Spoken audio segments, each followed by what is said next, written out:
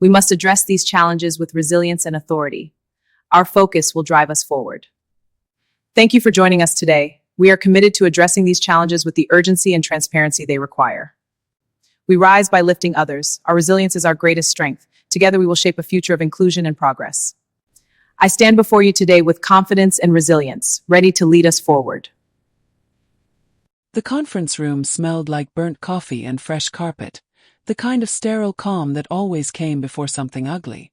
Maya Thompson stood at the end of the table, fingers curled around her notebook, listening as her name was repeated without ever being spoken to. "She's passionate," the vice president said, lips tight, eyes sliding past Maya to the others. "Too passionate," someone added softly. "And not exactly a culture fit." Maya felt the heat rise behind her ears. She had prepared for this meeting for weeks. Charts memorized, legal language rehearsed, every accusation documented. Still, no one looked at her. They looked around her as if she were smoke. She cleared her throat. "If I could respond." The HR director didn't flinch. "We're just trying to protect everyone involved," she said, voice smooth, rehearsed. "Sometimes it's better to move on quietly." Quietly. Like the emails that disappeared. Like the complaints marked resolved without resolution. Like the warning she'd received that morning. "Don't make this bigger than it needs to be." Maya glanced at the glass wall.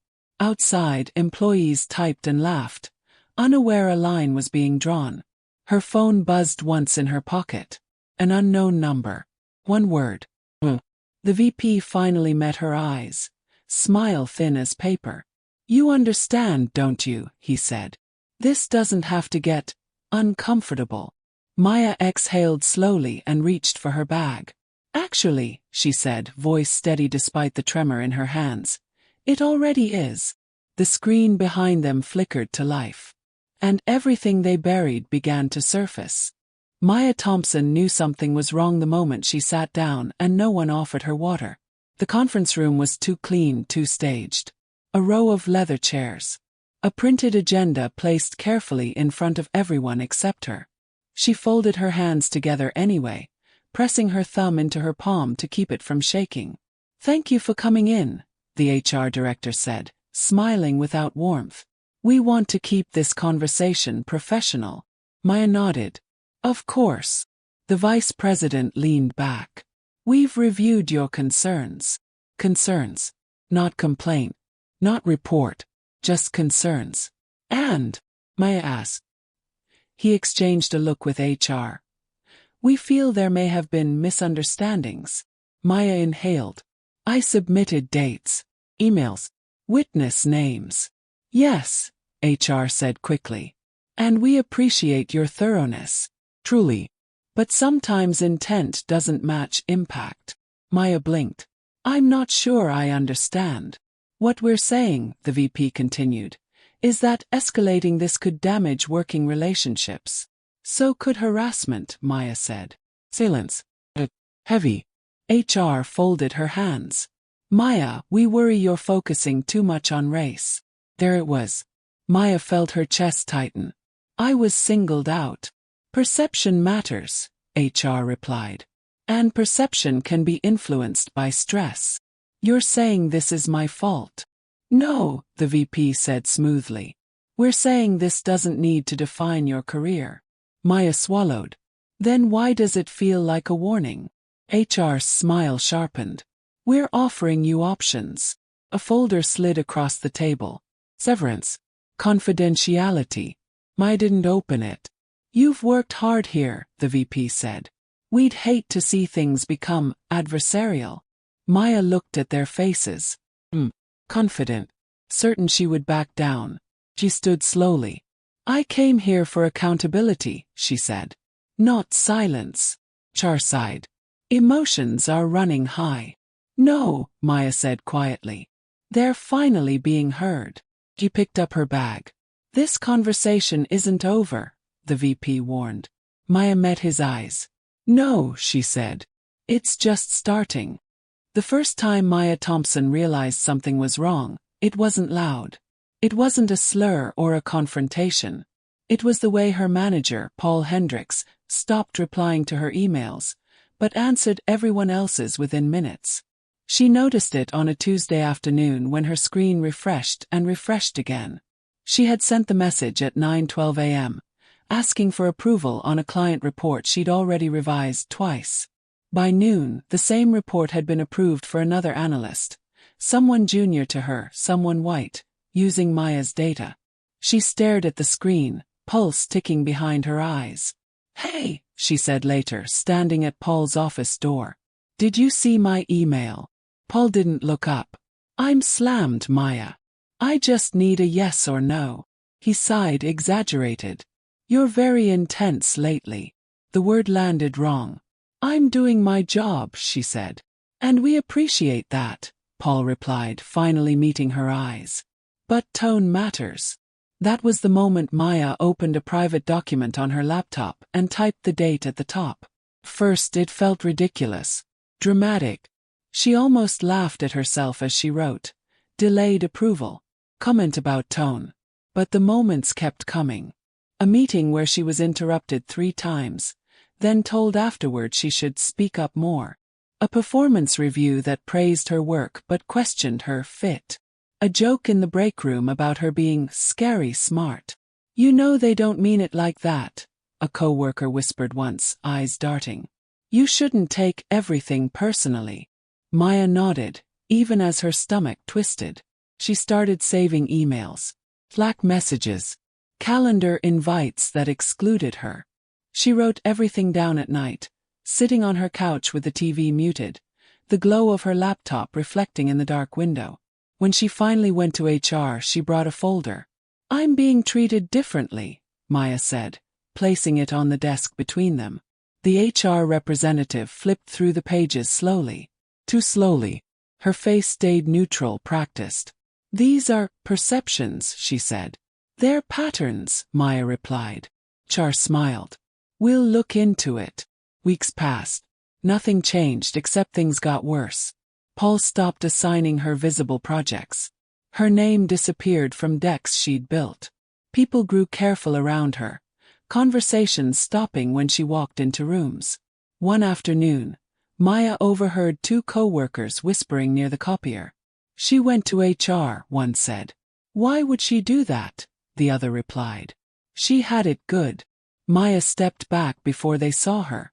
At lunch, she sat alone, pushing her salad around the container. Her phone buzzed.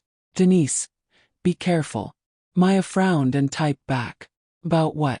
Denise didn't respond for 10 minutes. Then they did this before.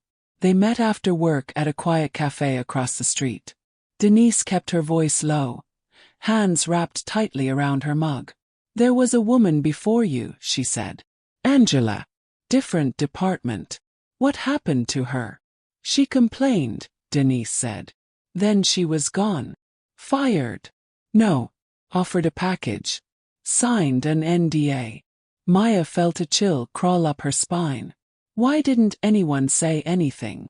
Denise looked down. "Because we were scared." The word hung between them. That night, Maya went home and backed up everything to 3 different places. She labeled folders by date. She wrote timelines.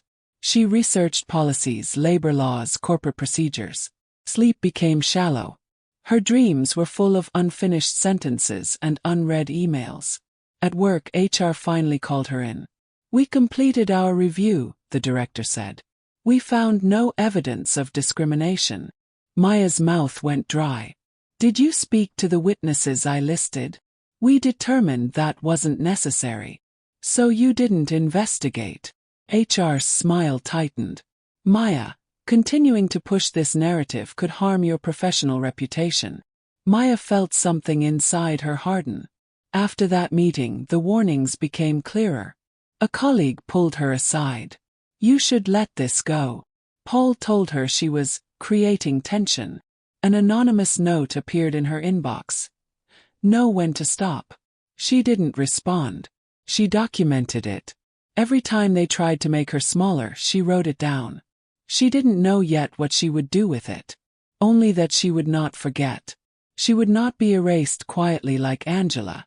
When the calendar invite for the routine follow-up appeared, Maya already understood what it was. She just hadn't decided how she would answer, until her phone buzzed that morning. An unknown number. One sentence. "Are you ready?"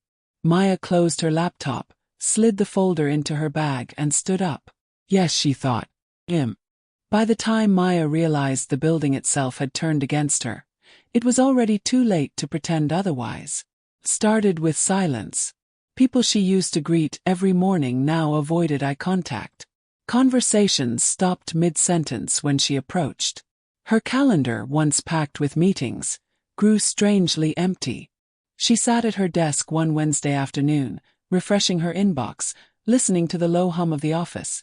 Keyboards clicking, laughter from somewhere down the hall that no longer reached her. Her phone buzzed. "Paul, can you stop by my office?" She walked in already braced. Paul didn't ask her to sit. "We're restructuring," he said, arms crossed. "Your role is shifting." "To what?" Maya asked. "Support," he replied. "Less client-facing." Maya stared at him. "That's a demotion." "It's temporary." "Based on what?" Paul exhaled. "You've become difficult." The word hit harder than she expected. "I reported misconduct," Maya said carefully. "And now everything is about that," he snapped. "It's exhausting." Maya felt her throat tighten. "So my punishment is isolation." Paul's voice dropped. "I'm trying to protect you." She almost laughed. Outside his office, she leaned against the wall for a moment, steadying her breath. Her hands were shaking again. She made a note on her phone anyway. Role reduced. Retaliation. At lunch, she tried to sit with her old team. "Is this seat taken?" she asked. A woman glanced at the chair, then at Maya. "Actually, yeah." Maya nodded and walked away, her tray suddenly too heavy. She ate in her car that day, staring through the windshield at the building that had once felt like proof she belonged. That night at home, Maya lay on her couch fully dressed, lights off, the city glowing faintly through the blinds. Her phone buzzed with messages she didn't open. Her chest ached in a way she couldn't explain. She replayed the meetings in her head. The smiles, the warnings, the way every concern she raised was turned back on her. "Maybe they're right," a small voice whispered. "Maybe I should have stayed quiet." Her phone buzzed again. "Mom, you okay, baby?" Maya swallowed hard and typed. "Just tired." She didn't tell her mother about the panic attacks that hit without warning, or how she'd started waking up at 3 a.m., heart racing, convinced she'd forgotten something critical. At work, HR sent a follow-up email. "We encourage you to focus on moving forward." Moving forward meant pretending nothing had happened. Moving forward meant smiling through meetings where her contributions were ignored. Moving forward meant watching others get promoted using ideas she'd pitched months earlier. One afternoon, a junior analyst stopped by her desk. "I just wanted to say," he murmured, "I admire what you're doing." Maya looked up surprised. "But," he added quickly, glancing around, "I can't be involved." "I understand," Maya said softly. He walked away, shoulders tense. That was when the loneliness truly settled in. Not because she expected support, but because she saw how fear worked. How effectively it kept everyone in line. The next warning came disguised as concern. HR called her in again. "We've noticed a decline in your engagement," the director said. "I've been removed from projects," Maya replied. "We're worried about your well-being." Maya's jaw tightened. "Are you suggesting I'm unstable?" "No," HR said quickly. "Just overwhelmed."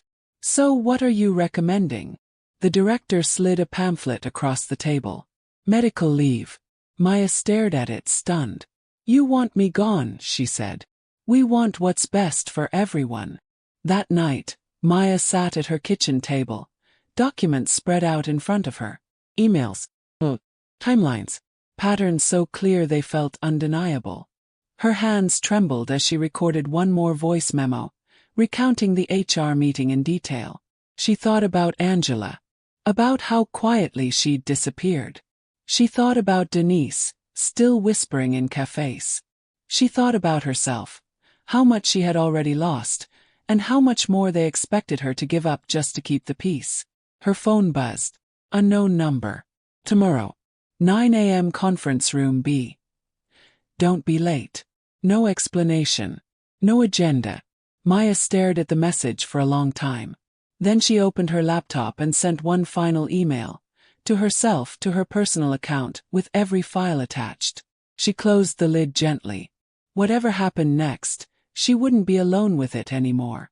Conference Room B was colder than the others.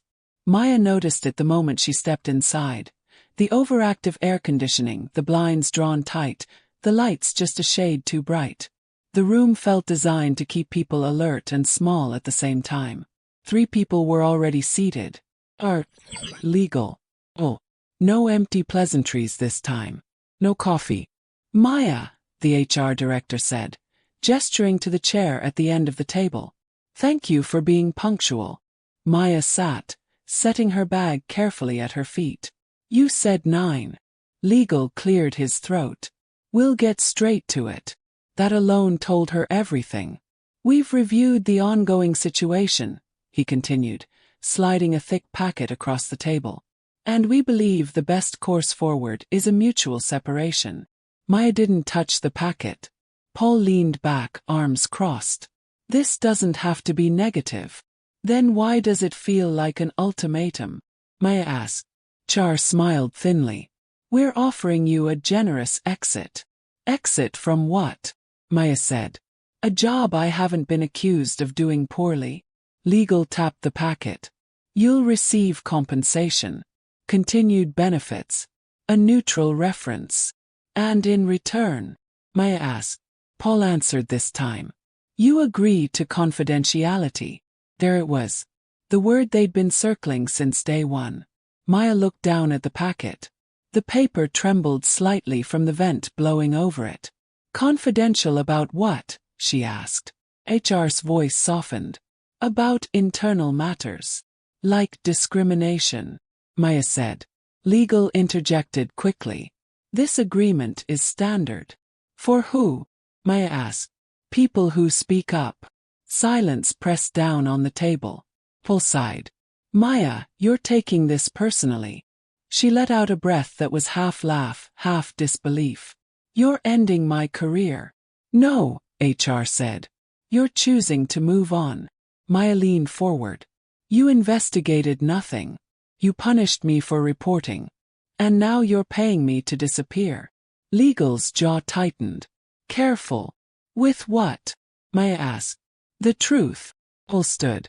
This is becoming hostile. Maya stayed seated. Her pulse hammered, but her voice came out steady. I was warned this would happen. Char frowned. By whom? Maya smiled faintly. By history. She reached into her bag.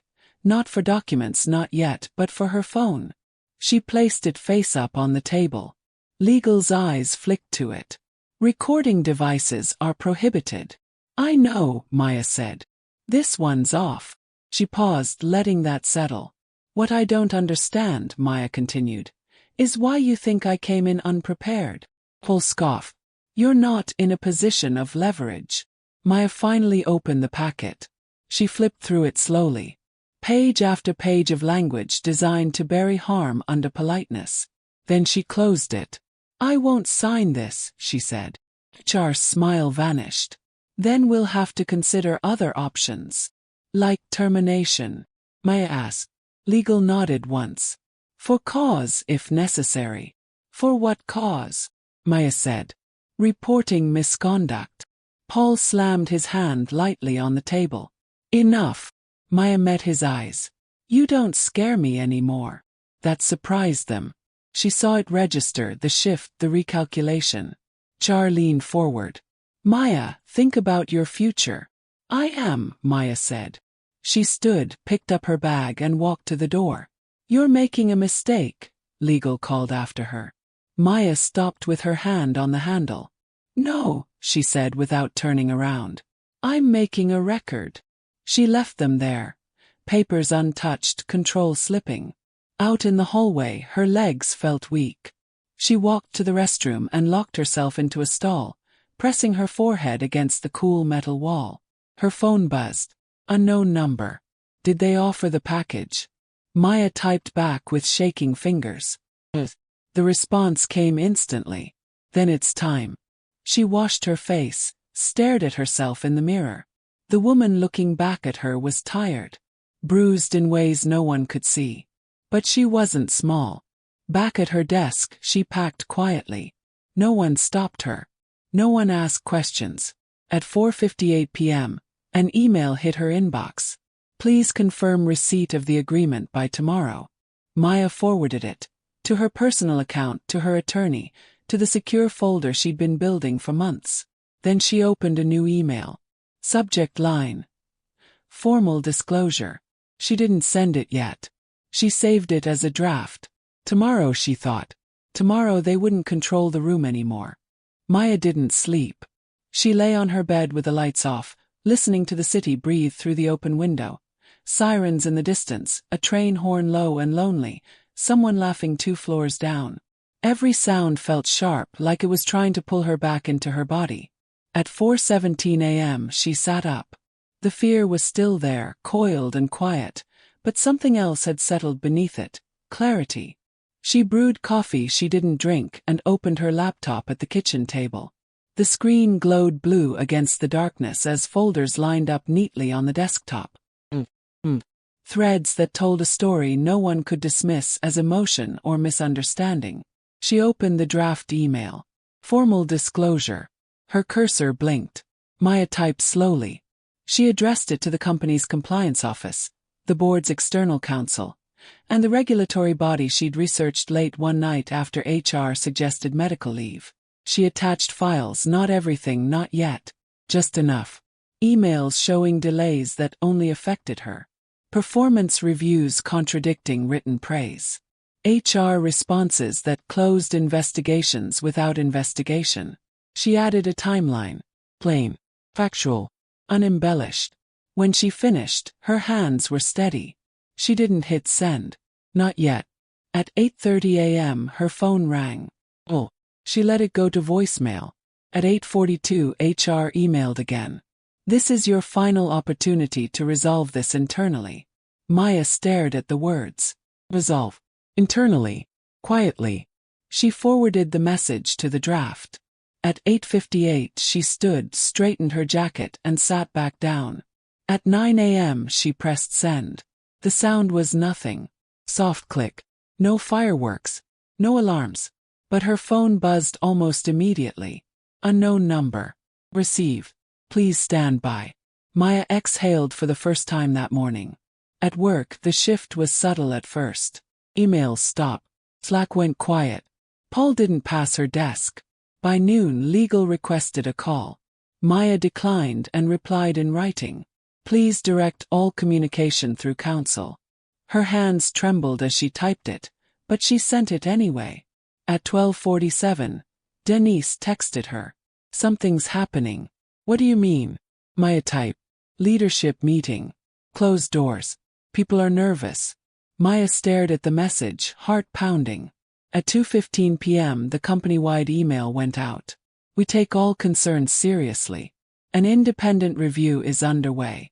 Maya read it twice. Independent. They hadn't said that word before.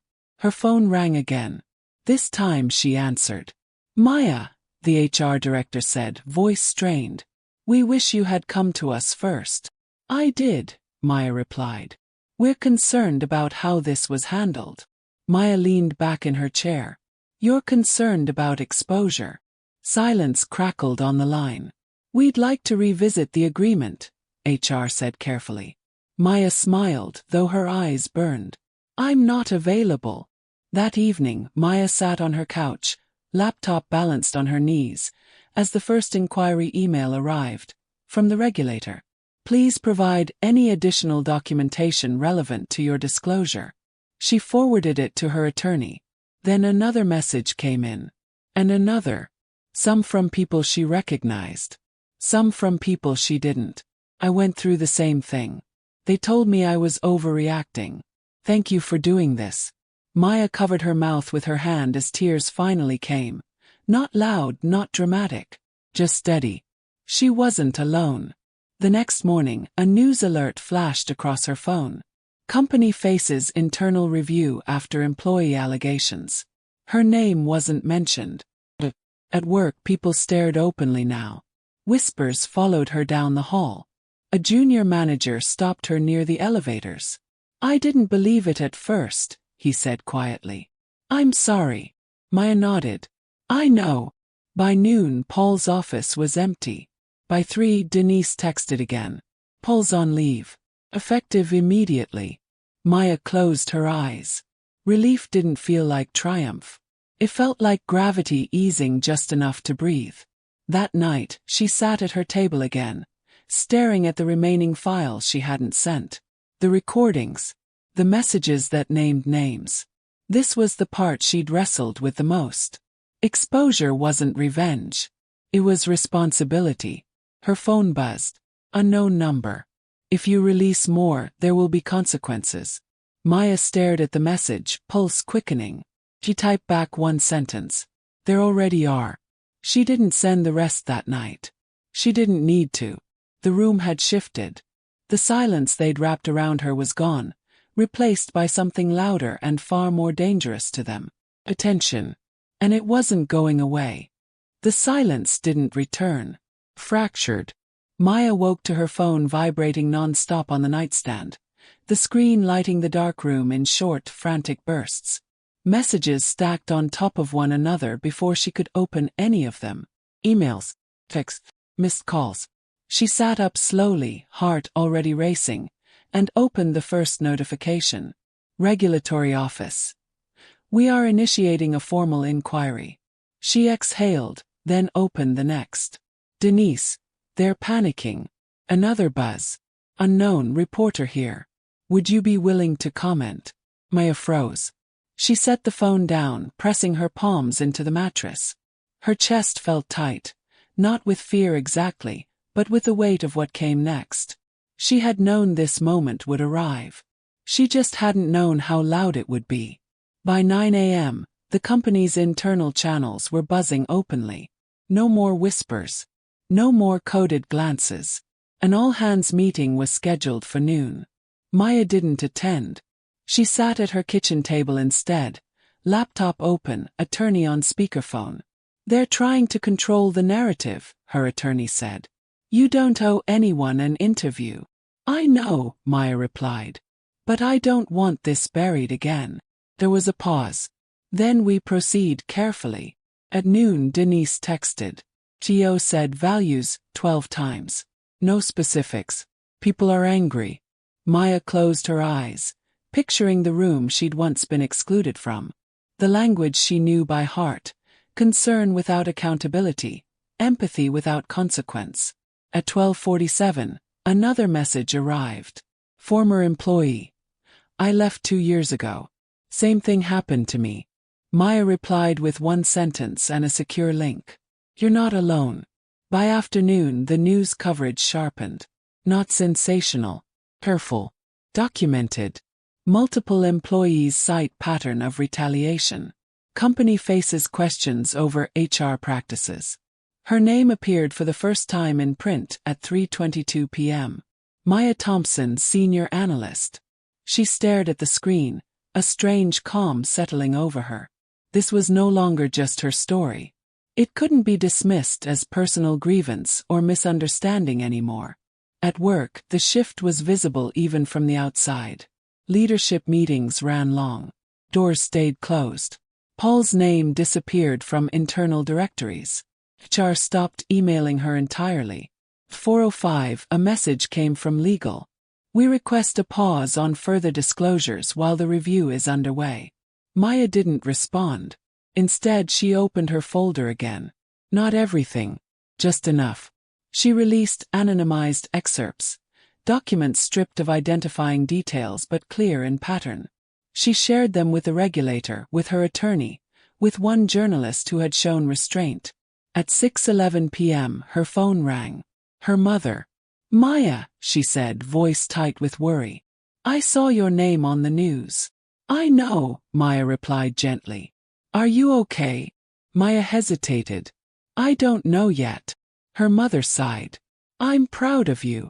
The words cracked something open. Maya pressed her hand to her mouth, eyes burning. That night social media found the story. Some comments were supportive. Others weren't. Why didn't she just leave? This feels exaggerated. She's ruining careers. Maya didn't read past the first few. Her attorney warned her not to engage. Still, the weight of it pressed down. Every opinion, every assumption layered onto her face, her name. Around midnight, Denise sent one last message. They suspended the HR director. Effective immediately. Maya stared at the screen. Suspended wasn't justice. But it wasn't nothing. She slept lightly, dreams fractured by flashing headlines and unfinished conversations. The next morning, the regulator requested an in-person interview. The day after that, another former employee came forward. Then another. By the end of the week, the company issued a second statement. We acknowledge failures in our internal processes. Maya laughed softly when she read it. Not because it was funny, but because the language had finally changed. No longer denial.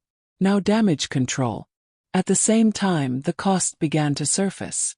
A former colleague unfollowed her. A mentor went silent. A recruiter emailed to say a role was no longer available.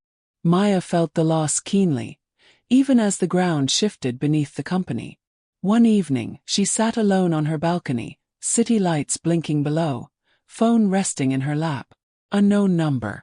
You should have stayed quiet. Maya stared at the message.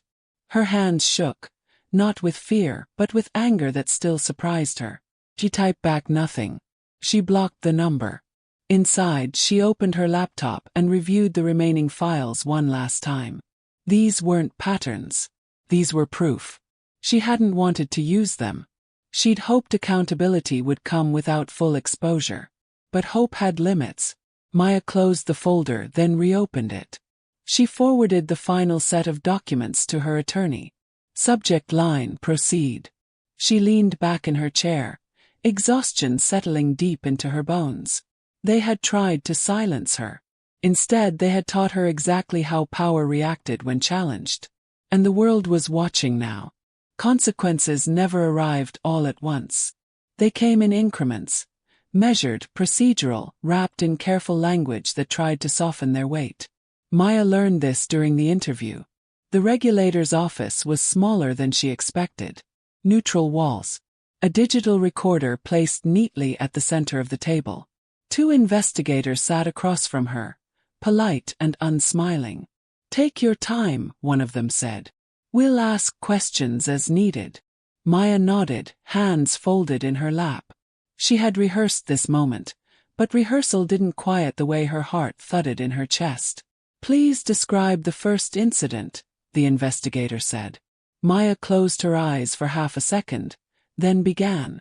She spoke plainly. No metaphors. No emotion, even when her throat tightened.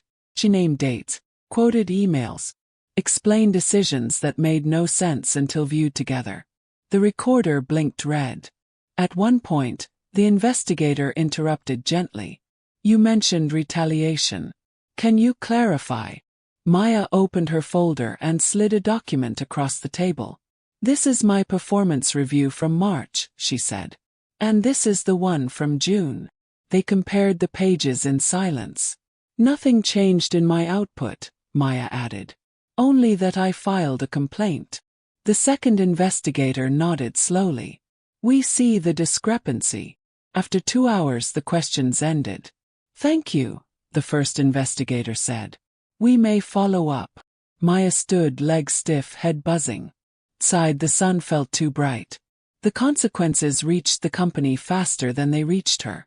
Leadership changes were announced with the same sterile phrasing that had once been used to dismiss her. Effective immediately. Stepping aside. In the interest of transparency. Paul resigned quietly. No farewell email. No explanation. The HR director followed a week later. Maya read the announcement on her phone while standing in line for coffee. Her hands trembled. Not with joy, but with something closer to grief. For the time she'd lost. For the version of herself that had believed fairness would be automatic. Denise texted, "People are acting like this came out of nowhere." Maya replied, "It didn't." At work the tone shifted again. Now people ask questions. How did this happen? Why didn't anyone stop it? What else don't we know? Maya wasn't invited to answer. Instead, she received an email from legal. "We acknowledge your cooperation. Please refrain from public comment while proceedings continue." Maya forwarded it to her attorney. That evening, she sat at her kitchen table, untouched dinner cooling in front of her. The apartment felt quieter than usual, as if it were holding its breath. Her phone buzzed. Unknown number. "You happy now?" Maya stared at the message. Happy wasn't the word. She thought about the junior analyst who'd whispered support but stepped back. About Denise still navigating the fallout. About the others who had come forward now, after years of silence. She typed one sentence. "I wanted accountability." She didn't send it. She deleted the message instead. The next consequence arrived in the form of an offer. A recruiter called, voice cautious but warm. "We're impressed by your background," she said. "And by your integrity." Maya laughed softly. "Those things don't usually go together." "Well," the recruiter replied, "we're trying to change that." The role was good. The company smaller. The culture on paper different. Maya thanked her and asked for time. 'Cause even good news came with weight now. The hardest consequence wasn't professional. It was internal. Maya found herself flinching at emails. Rereading messages for tone. Second-guessing compliments. One night, she woke from a dream where she was back in conference room B. Speaking and speaking while no sound came out. She sat on the edge of her bed until dawn, breathing slowly, reminding herself where she was. Therapy helped. Naming the harm helped. Still some scars stayed tender. The final regulatory update came 3 months later. Findings substantiated. Policy failures identified. Mandatory oversight imposed. It wasn't a headline. It wasn't dramatic. But it was real. Maya read the report twice, tears slipping down her cheeks. Not because it fixed everything, but because it said, in formal language that could not be ignored, "This should not have happened." At work, an internal memo circulated. "We are committed to doing better." Maya saved it and closed her laptop. Commitments were words. Actions were consequences. On her last day at the company, Maya packed her desk slowly. Fewer things than she'd expected fit into the box. Denise hugged her tightly. "You changed something," she whispered. Maya shook her head. "We did." As she walked out of the building for the final time, she didn't look back. Some victories weren't about watching others fall. They were about refusing to disappear.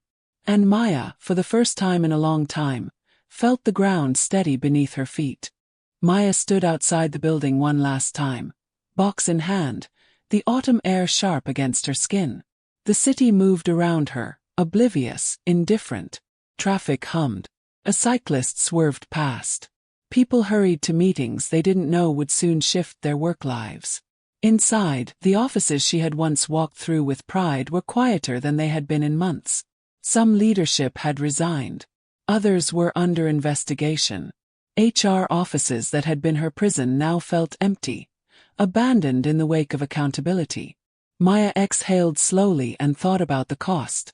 She hadn't expected it to be this personal. There was relief, yes, a sense of vindication. But the nights of anxiety, the missed sleep, the flinches at emails, the isolation, it all lingered.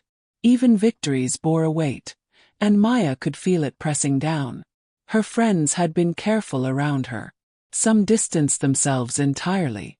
Mentors who once encouraged her kept silent, afraid to be associated with what they called drama. Denise had been a lifeline, but even she carried fear in her voice when they spoke. Her body remembered the fear she had worked so hard to hide. Even now, a hand hovering near her laptop would make her pause. Her throat tightened at sudden noises. The professional cost was tangible. Job offers arrived, but she questioned their sincerity. Would this shadow follow her forever? Yet, she also remembered the first time she had refused to be silent. The folder slid across the table. The refusal to sign. The calm click of the send button that had shattered their control. The cost was steep, but the alternative, her silence, had been unbearable. Maya's phone buzzed. A message from an unknown number. One sentence. You changed things. No signature. No threat. No attempt at intimidation. She smiled faintly. Not relief. Not triumph. Just acknowledgement. Validation. That sometimes change arrived in quiet, unspoken ways. Her attorney called shortly after, voice careful but warm. The regulators are satisfied. The report is final. No further action is needed from you. Maya nodded, even though he couldn't see her. Thank you, she said. You did what few have the courage to do. She hung up and walked along the street, past the familiar cafes, past the glass towers that once felt imposing, now simply part of the skyline. She felt lighter but wary. Scars remained. She didn't pretend they hadn't. Poetic justice had arrived in the form of accountability. Policies changed. Executives resigned. HR oversight tightened. But the trauma, the self-doubt, the fear, those were hers to carry, hers to integrate, hers to navigate in quiet strength. At home that night, she unpacked her box. Photos of past achievements. Small awards. Memories she had almost left behind. She set them carefully on her new shelf. A symbol, perhaps, that the work she had done, both for herself and others, wouldn't be erased. She looked out the window at the city below. The streets were busy, but a few pedestrians paused at the corner, waiting for the light. Everyone moving with purpose, unaware of the small, quiet victories occurring beyond their view. Maya realized that justice had a shape she hadn't expected. It wasn't about revenge. It wasn't about watching others fall. It was about integrity, about truth surviving even when systems failed, about refusing to disappear quietly. She closed her eyes, allowing herself a rare moment of peace. She was weary. She was bruised. But she had endured. She had refused to be silenced. And that, she knew, was a kind of victory that no policy, no executive, no system could take away. She picked up her laptop, opened her secure files, and looked over her notes one final time. Everything was organized. Every document accounted for. The story she had lived, and the consequences that had followed, were recorded. Not as vengeance, not as spectacle, but as testimony. The cost had been high. Sleep, trust, certainty, comfort, they had all been spent along the way. But the cost had also bought something invaluable.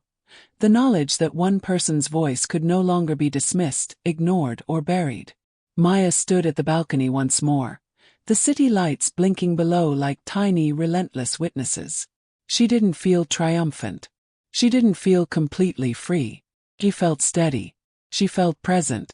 And for the first time in months, she felt capable of walking forward without flinching. Some battles leave wounds. Some victories leave scars. Maya carried both, and she carried them fully aware. The world hadn't changed overnight, but she had changed irrevocably, and with that change came power she would never again allow anyone to take from her. Her phone buzzed one last time. A text from Denise. You did it. Maya smiled faintly, letting the words sink in. Not victory. Not triumph. Just truth. And that, she thought, was enough. Maya Thompson sat at her new desk in a smaller office, one with sunlight spilling across the floorboards and the quiet hum of a team she didn't yet fully know. The smell of fresh paint lingered. Boxes of supplies sat unopened, and a single plant in the corner had yet to be watered. Felt unfamiliar, but it also felt possible. The corporate tower she had left behind, the one that had attempted to erase her, that had threatened her silence, that had underestimated her, seemed distant now. Not physically, but in the way she carried herself. No longer bending toward their expectations, no longer shrinking into the invisible lines they tried to draw. She had crossed the threshold of survival into something else. Agency. A knock at the door pulled her from her thoughts. Morning, said a voice cheerful and calm. Olivia, her new manager, smiled. First week, how's it going? Maya returned the smile, careful. Learning the ropes. Olivia tilted her head. I know you've been through a lot. Just know you have space here.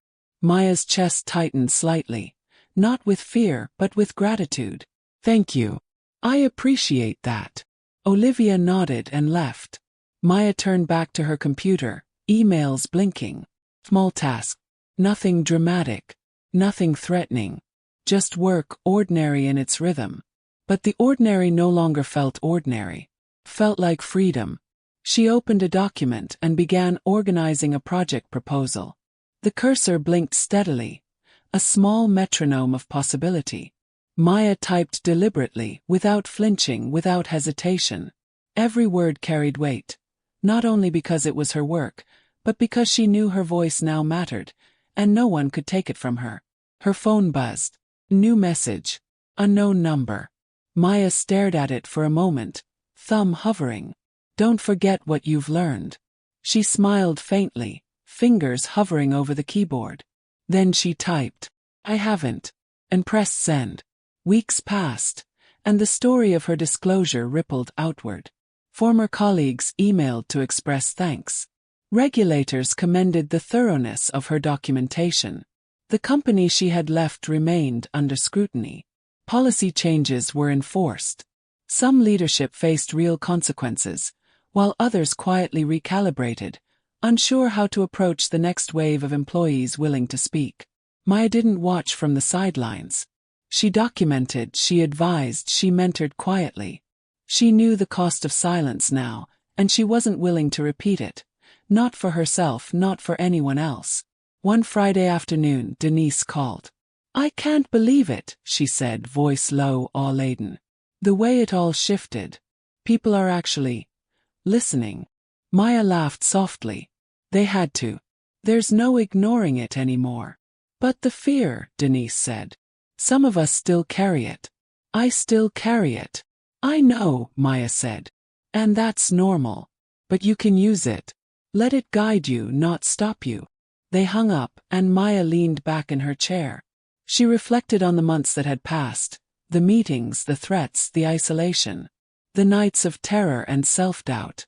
The moments she had considered leaving quietly, as Angela had, as many others had. The cost had been immense. Sleepless nights, broken trust, a body and mind that had learned vigilance in new ways. But the cost had also been transformative. She opened her secure folder one last time. Carefully organized files, timelines, voice memos. Everything that told the story of a woman refused to be silenced. She didn't need it anymore. But it was hers. A record of resilience. And a guide for anyone who might follow. Her gaze drifted to the window. People hustled along the streets below, oblivious. She imagined the countless silent battles unfolding in offices, apartments and schools, all over the country. She imagined people afraid to speak up, people waiting for someone to break the silence. And she knew she had done that. Maya typed a quick note, saved it, and sent it to a private list of contacts. Mentors, colleagues, friends who had once been silent but now wanted to act. Don't wait. Document. Protect yourself. You're not alone. She pressed send, exhaling slowly. It wasn't dramatic. It wasn't public. But it was deliberate. Cross town, headlines still changed. Policy shifts. Exposures. The world didn't end for anyone. But the power balance had shifted. And Maya had played a part. She leaned back in her chair, the afternoon sun warming her face. The weight of fear had not disappeared entirely. Some nights would still be restless. Some days the doubt would creep in. But she had survived and she had acted. That was enough. A knock at her door broke her reverie. It was a new intern, young and nervous. Hi, I'm starting today. Any advice? Maya smiled. Yes. Listen carefully. Document everything. And don't let anyone make you feel small. The intern blinked, unsure if she was serious. I am, Maya said. Trust me. And know this, your voice matters. Use it. The intern nodded, encouraged by the rare clarity in her words. After the door closed, Maya sat for a long moment. She looked around her new office, the plant in the corner, the empty walls ready to be filled with work, life, and effort. She knew she would never be quiet again. And that, she thought, was the most powerful victory of all.